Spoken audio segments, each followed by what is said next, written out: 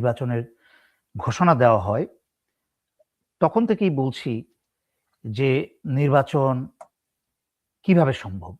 দেশের বর্তমান আইন শৃঙ্খলার যে অবস্থা, সেই অবস্থায় নির্বাচন হলে আমি কোনোভাবেই দেখতে পাচ্ছি না যে ডক্টর ইউনূস সরকার কি করে এই নির্বাচনী পরিবেশটাকে উনি সামাল দিবেন। এই ঘটনাটা কিন্তু তার আগেরই একটা লক্ষণ আমার সেই আগের বলা কথাগুলার। এবং আরেকটু গভীরে বলতে গেলে যেটা বলা উচিত যে আপনি খেয়াল করে দেখেন, ভারত চাইলে কিন্তু আগেও ছাত্র নেতাদের উপরে আক্রমণ করতে পারত, কিন্তু তখন কিন্তু আক্রমণ করে নাই। ভারতের আন্তর্জাতিকভাবে সক্ষমতা আছে কাপুরুষের মতো টার্গেটেড কিলিং করা, গোপনে কিল করা হচ্ছে ইসরায়েলের মতো মাসাদের প্রশিক্ষিত ওরা। এভাবে কিন্তু ভারতের বহু বছরের অভিজ্ঞতা এদের। বাংলাদেশ স্বাধীন হওয়ার আগের থেকেই তাদের এই অভিজ্ঞতা, গোয়েন্দা পাঠিয়ে হত্যা করা।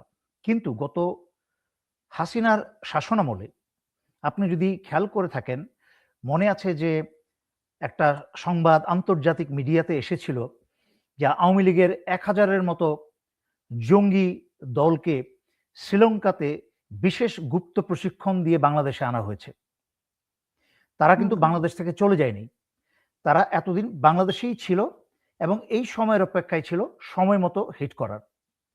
এখন এই হিটটা কখন করলো?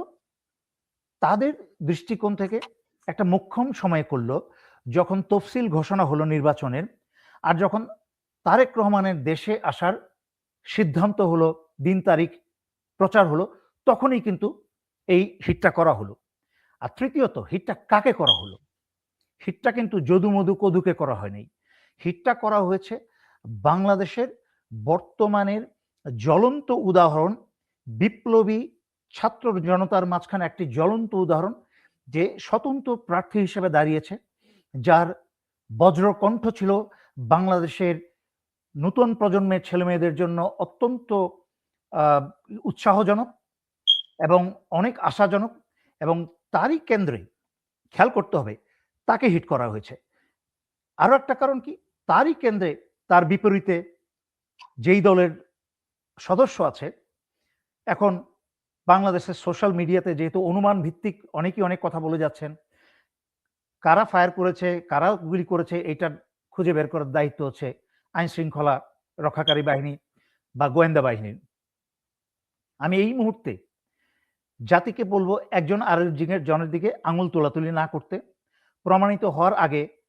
এই কারণ ভারত কিন্তু এবং আওয়ামী লীগ কিন্তু এইটাই চাইছে যে হাদিকে গুলি করে ওই এলাকার বিরোধী বিএনপির নেতা বা কারোর উপরে আঙুল তুলতে, যেন দলীয়ভাবে বাংলাদেশের ভিতরে একটা মারামারি এবং সংঘাতের সৃষ্টি হয়, একটা আইন শৃঙ্খলা ধ্বংস হয় বাংলাদেশে, এবং যেন নির্বাচন না হয় বা ব্যাঘাত ঘটানো যায়। নাম্বার 1।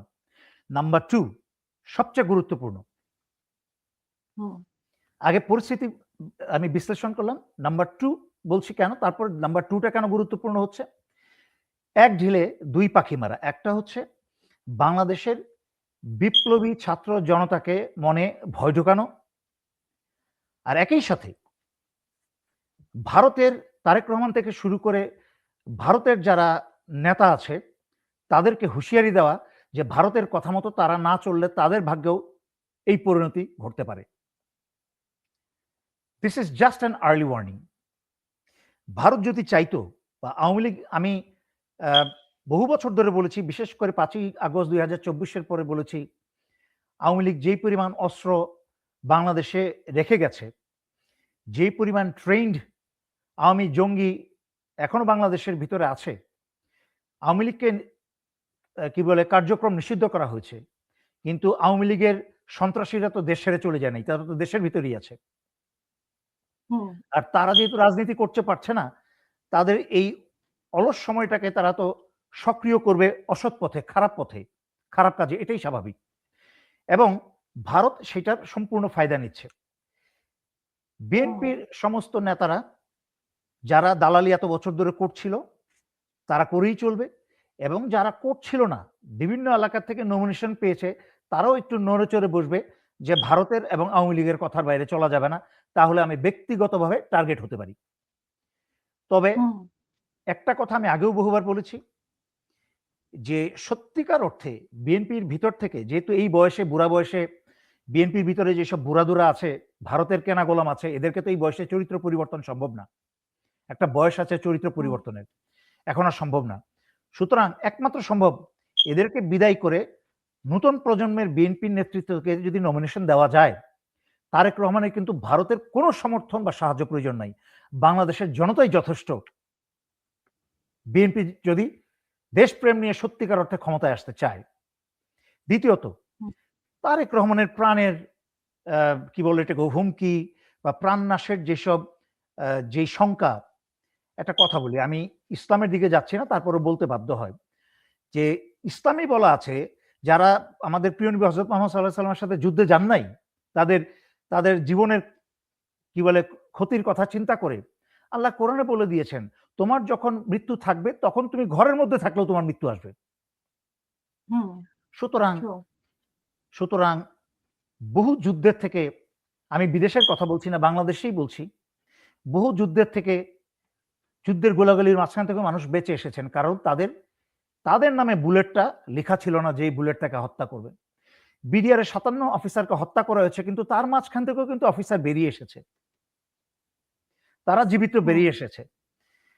তো সুতরাং যাদের ভাগ্যে মৃত্যু লেখা ছিল না, যখন লেখা থাকবে তখনই মরবে। তারেক রহমানের মৃত্যু যখন লেখা থাকবে, আমার মৃত্যু যখন লেখা থাকবে, যেভাবে লেখা থাকবে সেভাবেই হবে। সেটা বুলেট প্রুফ গাড়ি আটকাতে পারবে না। সুতরাং এইসব বিষয় নিয়ে রাজনীতি করবেন আর জীবন নিয়ে ভয় পাবেন, তাহলে তো নেতৃত্ব দিতে পারবেন না। আর একইভাবে আমি নতুন প্রজন্মের ছাত্র নেতাদেরকে বলবো, তোমাদেরকে যেন আজকের হাদির উপরে এই আক্রমণকে তোমাদেরকে সত্যিকার অর্থে অন্তর থেকে তোমাদেরকে ধরে নিতে হবে, এটা স্বাধীনতা এবং সার্বভৌমত্বের উপর আক্রমণ, এবং এটা তোমাদের জন্য একটা অ্যাসিড টেস্ট, অগ্নি পরীক্ষা। তোমাদেরকে আওয়ামী লীগ, ভারত এবং ভারতের দালালরা যারা বিভিন্ন জায়গায় আছে বাংলাদেশে, বিভিন্ন দলে এবং অন্যান্য স্থানে, প্রশাসনে, বিভিন্ন বাহিনীতে যারা আছে, এটা সকলের পরিকল্পনায় এটা একটা অগ্নি পরীক্ষা যে তোমাদের ব্যবহার হাদির মাথায় গুলি লাগার পরে তোমাদের আচার আচরণ কেমন হয়। আমি দেখেছি তোমরা রাস্তায় মিছিল নিয়ে নেমেছ, আমি দেখেছি তোমরা হাদির নাম নিয়ে তোমরা মিছিল করছো। Yes, that's what you should do. তোমাদের এটাই করা উচিত। ঘরে থাকা যাবে না। একটা গাজী হাদি যেন আরো কোটি কোটি হাদি বাংলাদেশে তৈরি করে। যেমন শহীদ সাইদ এবং শহীদ মুগ্ধ বাংলাদেশে লাখ লাখ সাইদ এবং মুগ্ধ তৈরি করেছিল, তেমনি আল্লাহর রহমতে এই গাজী হাদি, আল্লাহ যেন তাকে সুস্থ করে হায়াত দেন এবং মানুষের নেতৃত্ব দেওয়ার তৌফিক দান করেন।